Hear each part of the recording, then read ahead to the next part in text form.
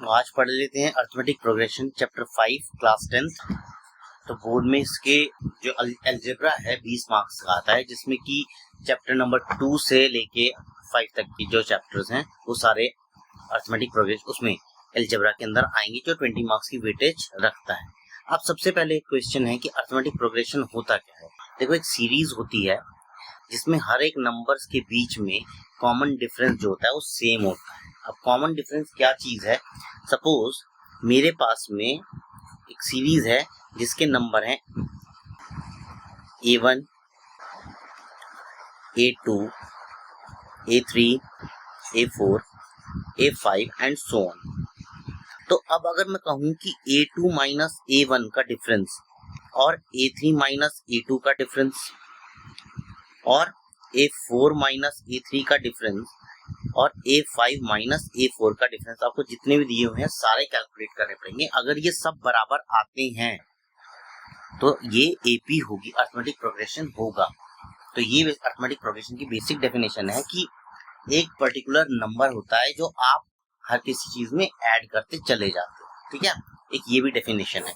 जैसे कि हम लोग बोले A है, A1 आपका A है, आपको सेकंड टर्म निकालना है तो आपने A में एक D ऐड कर दिया। A3 निकालना है तो A2 में D ऐड कर दिया। अब A2 क्या है? A प्लस D है, यानी ये हो जाएगा A प्लस 2D। अगर मैं A4 निकालना चाह रहा हूं तो A4 आपने A3 में फिर से D ऐड कर दिया। A5 निकालने के लिए A4 में तुमने फिर से D ऐड कर दिया। यानी हर कोई नंबर निकालने के लिए तुम क्या कर रहे हो? D को ऐड कर रहे हो। D is a common difference, हर एक में वही ऐड हो रहा है। तो ऐसी जो सीरीज बनेगी उसे कहते हैं हम लोग अर्थमेटिक प्रोग्रेशन, ठीक है।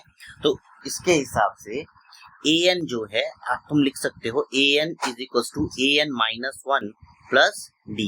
ये आपका कॉमन फॉर्मूला हो गया nth टर्म के लिए। nth term is equal to an of minus 1 plus d। या तुम बोल सकते हो कि d जो है, d को हम कैसे निकालेंगे? अगर मैं an में से an माइनस 1 को माइनस कर देता हूँ, ये बाद की टर्म हो गई, ये पहली टर्म हो गई, तो हमारे पास d निकल जाता है। इसके कुछ क्वेश्चंस कर लेते हैं और क्लियर हो जाएगा।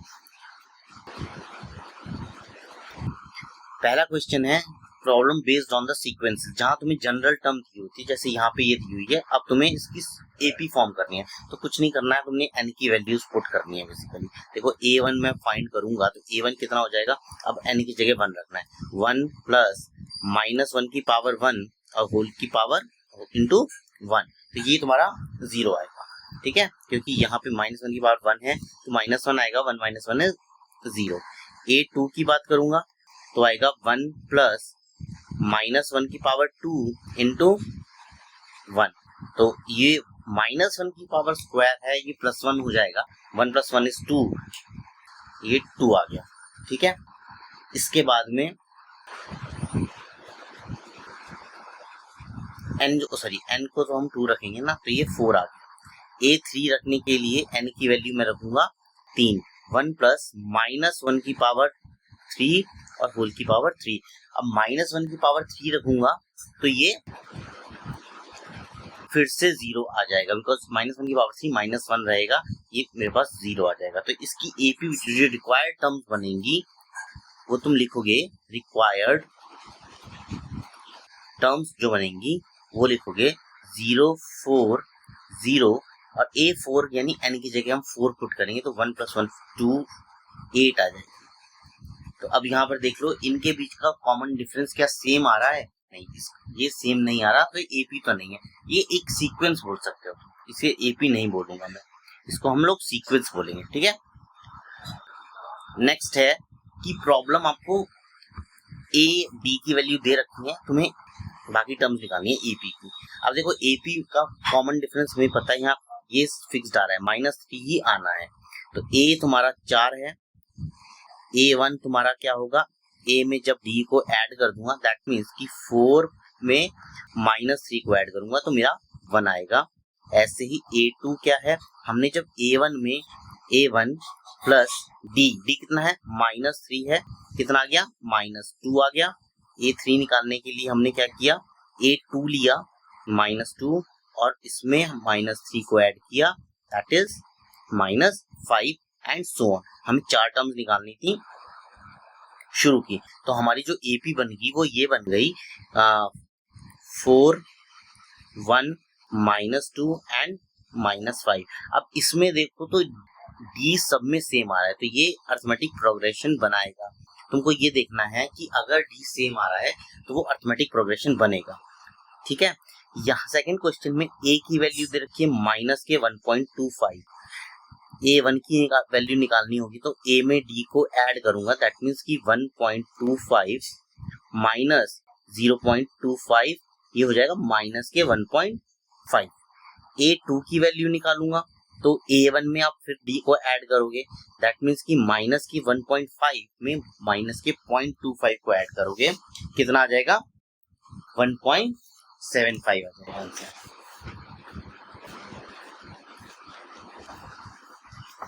ठीक है, A3 को ऐड करोगे, A3 को निकालना है तो हम A2 में फिर से D को ऐड करेंगे, यानी 1.75 में -0.25, तो ये हो जाएगा -2।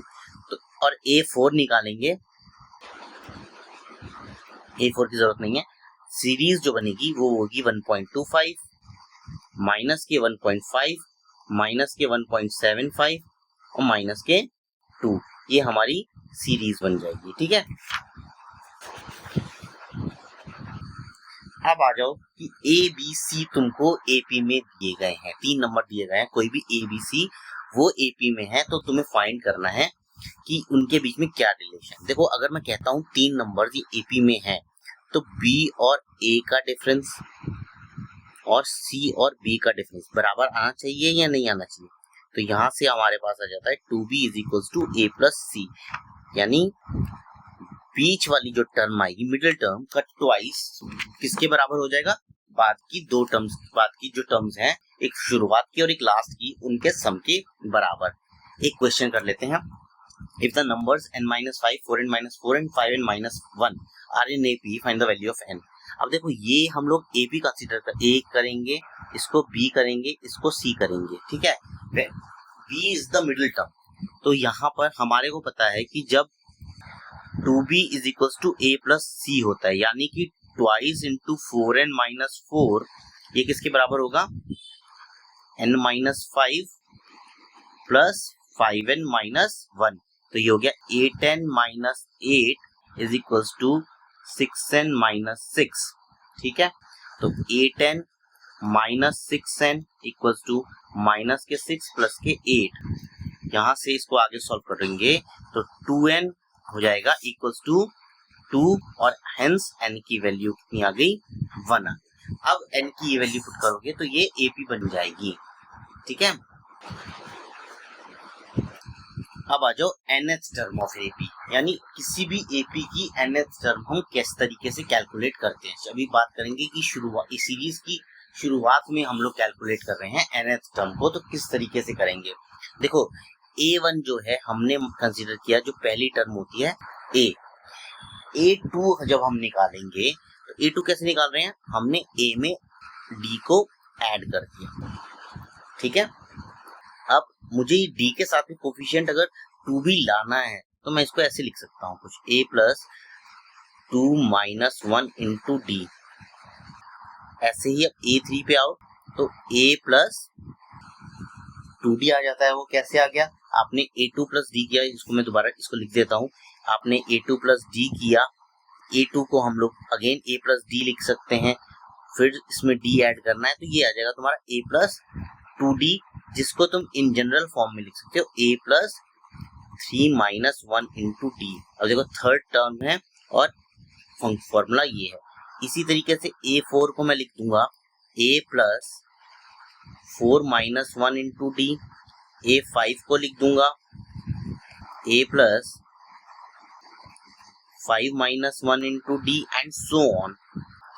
इसी तरीके से nth टर्म जो आएगी वो हो जाएगी A + n - 1 × D। ये हमारे पास जनरल फॉर्मूला हो जाएगा nth टर्म फ्रॉम बिगिनिंग। शुरुआत से जो nth टर्म आएगी वो इस फॉर्मूले से आ सकती है। जो भी लास्ट टर्म है उसको हम लोग nth टर्म मान सकते हैं, ठीक है। अब अगर तुमको निकालना हो कि nth टर्म तो कैलकुलेट करना है लेकिन शुरुआत से नहीं एंड से, ठीक है, तो सीरीज तो ये बनेगी a plus D a plus 2d, इस तरह की सीरीज बनेगी। ये आप तुम बोल सकते हो l minus 2d, l minus d और l, where l is the last term. तो nth टर्म अगर एंड से निकालनी है तो फॉर्मूला सेम रहता है, बस उसमें प्लस की जगह माइनस आ जाता है और जो पहली टर्म बनेगी वो ये बन जाएगी। अगर हम यहाँ से जो है कोई नंबर फाइंड करना चाह रहे हैं तो पहली टर्म l बन जाएगी और यहाँ पर n माइनस 1 इंटू डी आ जाएगा। ये इसका फॉर्मूला रहता है, nth टर्म फ्रॉम एंड और nth term from beginning. Beginning में a plus n minus 1 into D होता है और लास्ट से l minus n minus 1 into D रहेगा। अब ये तुमको काम आएगा कि जब हम लोगों ने कैलकुलेट करना होता है कि कितने नंबर्स दिए हुए हैं, नंबर ऑफ टर्म्स, और तुम्हें एपी में उनकी इक्वेशन फॉर्म करनी है। टर्म्स, नंबर ऑफ टर्म्स कौन कौन सी होंगी, और यहाँ पर कॉमन डिफरेंस की अगर हम बात करें तो देखो, अगर हमारे पास इवन नंबर ऑफ टर्म्स आती हैं तो a माइनस डी और a plus D middle term बैठती हैं, और ऑड टर्म्स आती हैं तो a हमारा मिडिल टर्म बैठता है। तो इसको हम लोग कुछ ऐसे लिख लेते हैं। अगर हमारे पास 3 टर्म्स हैं तो a माइनस डी एक टर्म हो जाएगी, इसमें d ऐड करोगे तो a आ जाएगा, a प्लस डी, यानी कॉमन डिफरेंस कितना है इसमें, d आ गया।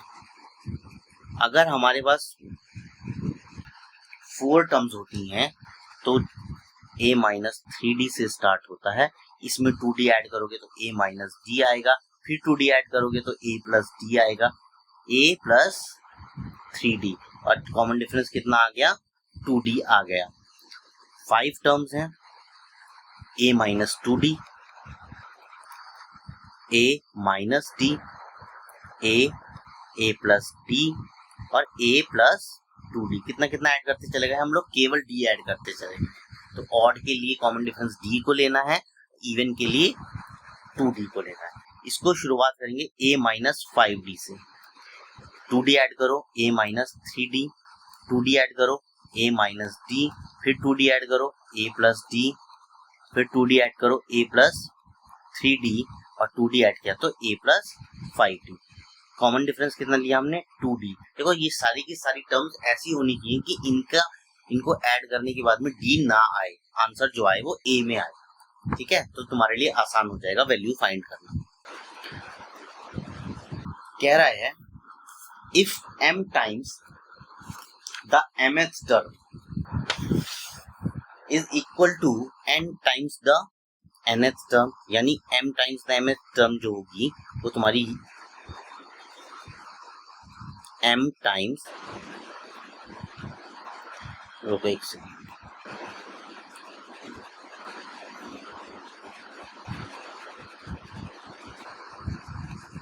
m times the mth term is equals to n times the nth term, यही बोला है उसने।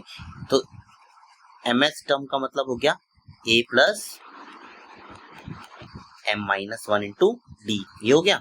और nth टर्म का मतलब क्या हो गया, n into a plus n minus 1 into D, ये हो गया। सॉल्व करो इसको तो ये हो जाएगा am plus m square d minus K M D is equals to A N plus N square D minus K N D, इतना हो जाएगा। तो अगर अब मैं इसमें a वाली टर्म्स को एक साथ लेके आता हूं तो A M minus A N, ये हो जाएगा equals to N square D minus N D minus M square D और प्लस एम डी, ये हो जाएगा। इसमें से मैं a कॉमन लेता हूं तो इसको लिख सकता हूं m माइनस एन, और इसको क्या लिख सकता हूं, N square minus M square. क्यों लिया मैंने, जिससे कि मेरे पास फॉर्मूला बन जाए, minus again N minus M into D, ये कहां से आए, इन दोनों टर्म्स को लेकर आए, ठीक है। अब अगर मैं इसमें पूरे में माइनस जो है कॉमन ले लेता हूँ, इसको मैं कुछ इस तरीके से लिख सकता हूँ, माइनस से मैंने अगर मल्टीप्लाई कर दिया इसको, तो इसको मैं ऐसे लिख सकता हूँ, a of m minus n equals to n minus m minus n of d minus m square minus n square into D. लिख सकता हूँ ऐसे लिख सकता हूँ। तो a m minus n into D equals to m minus n into D minus m plus n m minus n into D. ये लिख सकता हूँ इस तरीके से। ये हमने सबमिट डी कॉमन ले लिया, ठीक है। अब यहाँ पर देखो,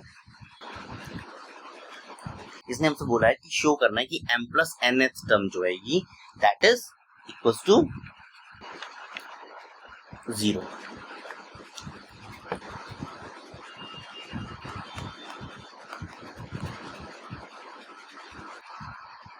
इसको मैं कुछ d कॉमन लेके ये ऐसे लिख सकता हूँ, d m minus n minus m plus n into m minus n लिख सकता हूँ ये। अब अगर मैं इसमें से m माइनस n कॉमन लेता हूँ तो d into m minus n common लिया तो ये अंदर क्या बच गया, 1 माइनस m प्लस n। देखो ठीक है, इससे ये कैंसिल आउट हो गया। अब इस पूरी टर्म को मैं उधर लेके जाता हूँ a, अब ये पूरा जो है माइनस में जाएगा, a minus plus m plus n minus 1 into D. ये हमारा क्या बन रहा है, nth टर्म ही तो बन रहा है, लेकिन इसको मैं बोलूंगा a of m plus n किसके बराबर आ गया, ये 0 के बराबर आ गया। हम लोगों ने ये चीज प्रूव कर दी। ओके, एक बार दोबारा देख लो, पूरा वीडियो पॉज कर करके देखते रहना, क्वेश्चन अपने आप सॉल्व करना, ठीक है। नेक्स्ट क्वेश्चन जो है, if the pth term of an AP is Q and the qth term is P, then prove that its nth term is P plus Q minus n। इस question में जो है तुमको पहले A और D की वैल्यू निकालनी पड़ेगी। देखो pth टर्म कह रहा है तो यानी A ऑफ P और A of Q, A of P Q है और A ऑफ Q P है, ये तो कह रहा है।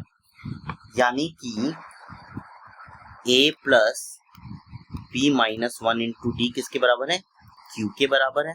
A plus Q minus 1 into D किसके बराबर है, ये P के बराबर है। अब मैं अगर इन दोनों को माइनस करता हूँ, सब्ट्रैक्ट करता हूँ, equation 1 equation 2, subtracting 1 from 2, cancel, 1 से 1 कैंसिल हो जाएगा, ये हो जाएगा P minus Q into D और ये हो जाएगा Q माइनस P। इसको मैं लिख सकता हूँ P minus Q into D is equals to minus of P minus Q। इससे ये कैंसिल, तो मेरे पास D की वैल्यू कितनी आ गई, -1 आ गई, ठीक है। अब D की ये वैल्यू हम पुट कर देते हैं किसी भी इक्वेशन में, हमारे पास A की वैल्यू करते हैं पुट। चलो, तो A plus P minus 1 into minus 1 किसके बराबर है, Q के बराबर है। तो A minus P plus 1 equal to Q, तो A is equal to P plus Q minus 1 आ जाएगा या नहीं आ जाएगा, समझ में आया। A plus P plus Q minus 1 आ जाएगा।